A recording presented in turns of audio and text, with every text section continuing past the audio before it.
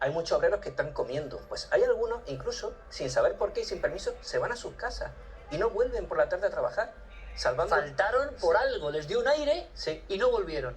Ese efecto tú sabes, y lo sabes perfectamente, Alberto, de el que tenía el billete en el Titanic y no Sí. lo sacan, ¿no? Bueno, pues eso pasó con personas que tenían comprado el piso. Pasó. En la presentación precisamente de este libro, lo presentamos en Diputación de Almería y una chica levanta la mano, Mercedes, quiere intervenir y nos cuenta que ella era una cría, era una niña, aunque recuerda cómo el conserje del edificio la llevaba y le enseñaba cuando iban a verlo, pues cuenta que su padre, que tenía un piso comprado, semanas antes del derrumbamiento, renuncia. Una intuición, algo. Decía que tenía malas sensaciones, algo extraño, Esto es y renuncia. impresionante. Fíjate cómo hubiera acabado su piso. Y historias también de pesadillas, por ejemplo. Imagínate esas imágenes cuando cae el edificio, hay obreros que saltan por las ventanas. Pues hay vecinos que lo ven, vecinos que todavía no han podido olvidar esas imágenes, que tienen pesadillas, que tienen estrés postraumático todavía a estas alturas. De lo que vivieron. Sí. Esa tierra roja que entra por toda la barriada. Claro, y personas cristales que estallan en los edificios cercanos. Hay otro testimonio de una chica que recuerda cómo se estaba comiendo una tortilla y de pronto vino una capa negra que tiznó esa tortilla. Testimonios como eso, muchísimos. Y luego todo lo que tiene que ver con el por qué se hunde ese edificio. ¿Por qué? Pues ¿Qué sabemos hoy? Porque también hay mucha incógnita en la propia ciudad. Sí. Y una ciudad dividida quizá en cuanto a la teoría, ¿no? Hay mucha incógnita por lo que hemos dicho antes. Es una tragedia y está ese halo de que parece que es un edificio maldito. De hecho, viniendo para acá, estando esperando en el aeropuerto, esperando el avión para venir a Plató, hablando con una persona, me dice, bueno, ¿y de qué vas a hablar en Cuarto Milenio? Ah, pues del edificio Azorín. Le cambió la cara y me dijo, mira, yo conocí a un conserje del edificio que terminó tirándose por una ventana tiempo después. Yo esa historia no la sabía. ¿Eso te ha pasado en el aeropuerto? Eso me ha pasado. Y como esa, seguro que hay gente que no está increíble. Bueno, imagínate, ponemos líneas de contacto ya. Claro. O sea, gente que después la sensación... Claro, siendo racionales, Alberto, dices, bueno, claro, en una estadística tiene que haber accidentes en cierto tiempo, pero hemos repasado algunos. ¿A ti cuáles te llaman más la atención? De personas clave que tengan que ver con ese lugar. Personas clave. El arquitecto, Fernando Casinello. Este hombre, que como digo era de los más importantes a nivel nacional, comete una negligencia total en el edificio. De hecho, no lo digo yo, lo dice la condena de la sentencia, primero de la Audiencia Provincial de Almería y segundo del Tribunal Supremo. Este hombre, en su proyecto inicial, pone 48 pilares en el edificio. Pues finalmente se quedan en 36. El edificio tenía 10 plantas. Y un fallo así, ¿cómo es posible? No se sabe. Además, es un ilustre arquitecto de Almería con una carrera intachable y es uno de los grandes personajes de Almería. Es más, tenía 10 plantas el edificio, pero al final se le da una más correspondiente a los garajes. Y en la planta superior se dispone de una casa para el conserje. Todo eso no estaba en el proyecto inicial. El edificio se derrumba el 15 de septiembre. El día 10, el aparejador y el jefe de obra lo llaman, porque el arquitecto estaba en Madrid. Lo llaman y le dicen, Fernando, estamos viendo grietas en algunos pilares. ¿Puedes venir? Este hombre viene 2 o 3 días después. Llega, ve las grietas, todo esto se cuenta en el juicio, y dice que no. Además hay una frase que le marca durante todo el proceso y es, a este edificio no se le echa ni un kilo más de nada. Y pum, se empiezan a resquebrajar los pilares y cae. ¿Qué le pasó a él? Pues Fernando Casinello es acusado, juzgado y condenado, tanto por la Audiencia Provincial de Almería como por el Tribunal Supremo, a 4 años de prisión, 4 años, 2 meses y un día de prisión.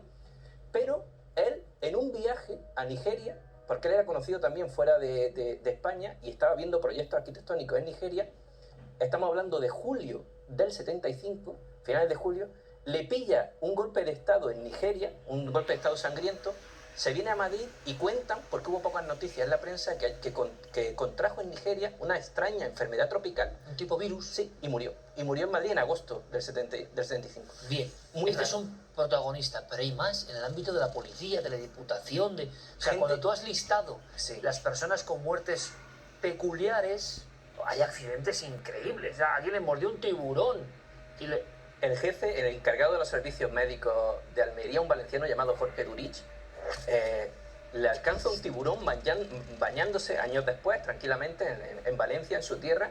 Le ataca un tiburón y salvó la vida porque él, siendo médico, pues se pudo hacer un torniquete con el cordón del bañador, pero le amputaron 5 dedos de un pie. Que mira que son raros los ataques en España, el tiburón. Pues ahí está. Pues ocurre. Y además, ¿Qué dice Tony? todas estas cosas que te voy a contar... Que estaba allí él. Exactamente, era el encargado de los servicios Claro. sanitarios. Todo esto en 5 o 6 años después de la tragedia. Por ejemplo, el jefe de la policía local, que coordinó pues toda la actuación policial. El jefe de la policía, 2 años después, muere fulminantemente. Le da un ataque y muere. El presidente de la audiencia provincial, el juez, el magistrado, don Emilio Rodríguez. ¿Que lleva el caso? Sí. Este hombre, estando de visita, siendo todavía presidente de la audiencia provincial, estando de visita en Granada con su mujer, le da una embolia haciendo turismo y muere. El presidente de Diputación, Jesús Durban, uno de los que más colaboró para rescatar a los supervivientes porque puso toda la maquinaria de Diputación al servicio del rescate. Pues este hombre, un mes después del accidente y un día después de que se le homenajeara, por lo que te digo, por colaborar de esa forma, tiene un accidente con el coche y termina gravemente herido hasta el punto de estar casi 2 meses apartado de sus funciones. Y su chofer también. Los bomberos tuvieron un papel fundamental, como es lógico en este rescate. Pues uno se tiene que prejubilar 2 años después porque le da una enfermedad. 2 pierden la mano meses después en otro tipo de tareas. Otro de ellos atropella con el coche de bomberos a un vehículo. Otro bombero es atropellado a su vez por un coche que se da la Claro, fuga. puede tener todo, evidentemente, Sí. una cuestión absolutamente numérica que puede pasar en una ciudad no tan grande, pero lo que nos interesa para que todos nos entendamos es cómo para la mente colectiva empieza a haber una maldición con toda la gente que tuvo que ver con ese edificio, su derrumbe y su incógnita. Y eso va creciendo, va creciendo, va creciendo, bueno, hasta el punto, Alberto, que hasta después del accidente, en el solar, pasan cosas. Sí, sí. Años después, creo que fue en el año 76, el solar estaba vacío, apenas había 3-4 maderas. Nadie quería volver a construir ahí. Efectivamente. Quedó marcado el sitio. Y Matojo, pues de pronto se prende fuego, se mete fuego una mañana sin saber por qué y a punto está de haber una desgracia porque alcanzó a varias casas que había en la... Claro, la gente ya Cerca de que allí. había vivido eso, dice, este sitio, este edificio, la sombra de esto. Y no solo eso, te voy a dar dos nombres y 2 datos más. Por ejemplo, un estibador del puerto de Almería, que fue uno de los grandes héroes, porque estuvo 105 horas ininterrumpidas trabajando con una pala que tenía, él trabajaba con una pala en el puerto de Almería, pues estuvo ayudando en las tareas de 105 horas seguidas. José Garbín, conocido como el Marchales. Pues este hombre, como digo, un héroe. En el año 74 tiene un accidente con la propia pala trabajando, es decir, 4 años pala que después, estuvo allí. Sí, y que a punto estuvo de abrirle la cabeza y que lo mandó al hospital. Pero es que en el año 75, justo en la semana que se cumplía el 5º aniversario de la tragedia, ocurre un incendio en su casa, un incendio que acaba con toda la vivienda, solo se salva el teléfono y además en esa casa estaba su nieto de 7 años solo, por circunstancias estaba solo en la casa y se salvó porque un vecino que pasaba por allí entró entre las llamas y rescató al niño. Y otro nombre, un nombre muy importante, Bernardo Hernández. Este señor era el mejor amigo de José Manuel Bretones, el autor del libro, y es la persona que le pide al autor del libro que por favor rescate esta historia. Él era vecino, Bernardo era vecino de la calle Azorín, era un niño cuando ocurrió la tragedia, pero era vecino, y le pide al periodista almeriense que rescate la tragedia, le insiste, porque imagínate, este libro ha tenido una labor bastante importante, pues... Bueno, es un estudio impresionante a nivel de hemeroteca, de todo. informes.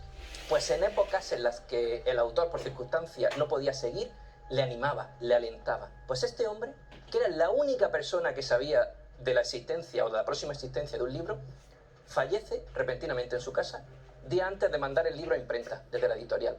Él quería que se leyese la historia. El domingo de Ramos de 2019, a mediodía, habla con su mujer, vamos a salir a comer, y le da un infarto, y fallece.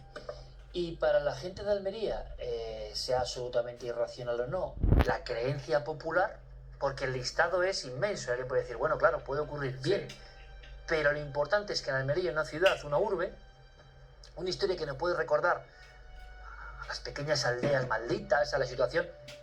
Había un caso, por ejemplo, en Sao Paulo, Brasil, muy parecido.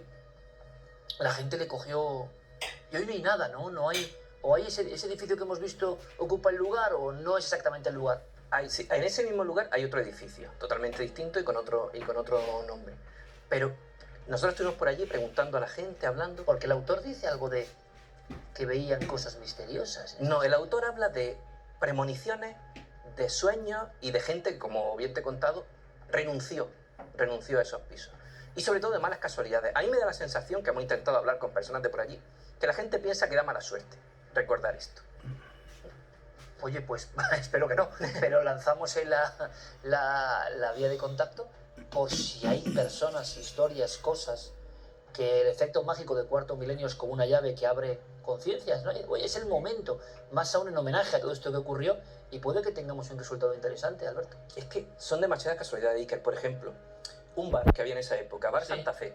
Los dueños del bar se prestan a llevar comida y bocadillos allí a la gente que está Sí. ayudando. Pues a los pocos años te hablo de 3, Sí. 4 años, fallece el dueño del bar con 50 y pico años y su hijo de 30 y tantos años fallece de un infarto.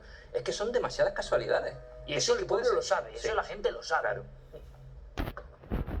No es fácil encontrar una historia de edificio Bueno, tú recordarás el famoso caso de Diputación de Granada, Sí. evidentemente. Es un caso que quizás los más jóvenes no conozcan, pero bueno, donde por vez primera quizá un espacio institucional pidió, casi solicitó, por la angustia que tenían muchos de los funcionarios, una investigación de ámbito parapsicológico. Esto no se había dado en España. Y un grupo de investigación, que más o menos nosotros entrevistamos muchas veces y hemos estado allí, y ustedes saben, están indagando sobre qué pasa en la Diputación de Granada. Hay personas que ven como un sacerdote, hay personas que descubren, gracias a toda esta investigación, que es lo interesante, en el lugar, restos parecidos a fetos que habían estado ahí enterrados. Se graban algunas psicofonías espantosas que han quedado ahí en el limbo de lo perdido. Pero lo interesante es que la gente, cuando investiga, recuerda que en ese edificio concreto de la calle Mesones estuvieron, si no me equivoco, los almacenes La Magdalena, luego un edificio de centro comercial Bolworth, y cuando examinaban el número de suicidios, el número de accidentes, el número de muertes, se empezó a generar la idea, irracional seguramente, de que ese lugar estaba tocado por lo infausto, ¿no? Y por eso muchas personas, cuando pasa en el 86, dicen, claro, ese edificio tenía que ser, que lleva desde los años 10 con todo tipo de maldiciones. Bueno, pues este es un poco el caso similar en Almería. Vamos a ver si tenemos nuevos datos, porque esto siempre es apasionante, ¿no? Sí. Que haya personas que pueden ofrecernos más claves. Seguro que sí. Gracias, Alberto, por tu trabajo, por reivindicar las investigaciones y cosas que si no darían a la luz. Es en el fondo sacar a limpio historias desconocidas, historias que de esto mismo estoy seguro que en internet no habrá la documentación que puede haber obtenido el autor con este trabajo impulsado por personas que luego han dejado de vivir y que tenían esa necesidad de que esto se conociese. Cosas, dirán algunos, muy específicas, de acuerdo, pero con un amor a la profesión, al trabajo y a sacar documentos que duermen ya en los anaqueles de las viejas hemerotecas, ¿no? Hay portadas de la voz de Almería que son impresionantes realmente, ¿no? Bueno, pues hay que conocer nuestra historia, y seguramente muchas personas de Almería, algunas no la conocían, y muchos jóvenes tampoco, y a lo mejor, bueno, pues surgen nuevas historias. Esa es nuestra función. Alberto, que te deseo lo mejor, que tú lo sabes. Mucha suerte. Muchas gracias, igualmente. Venga, muy amable por tu participación, por tu entusiasmo y por tu capacidad de contar esta hilazón de acontecimientos que le dejan a uno, ¿no? Estos temas pues siempre son un poco... Ahí está, la sombra de un gran edificio. Decíamos el 11S, con todo el respeto por supuesto, por muchos elementos simbólicos casi, que ocurrió en Almería en 1970, un 15 de septiembre. Continuamos con más cosas en Cuarto Milenio, están ya aquí.